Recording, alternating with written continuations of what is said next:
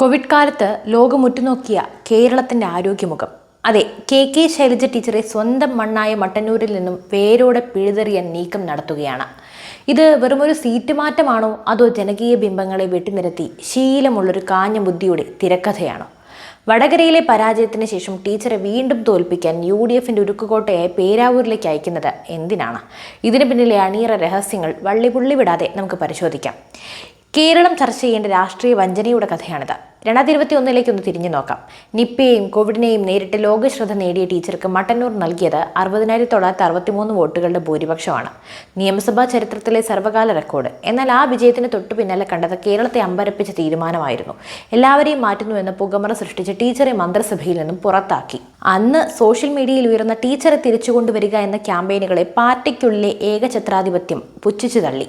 തനിക്ക് മുകളിലേക്ക് വളരുന്ന ഒരു ജനകീയ നേതാവിനോടുള്ള ഭയത്തിന്റെ തുടക്കമായിരുന്നു അത്.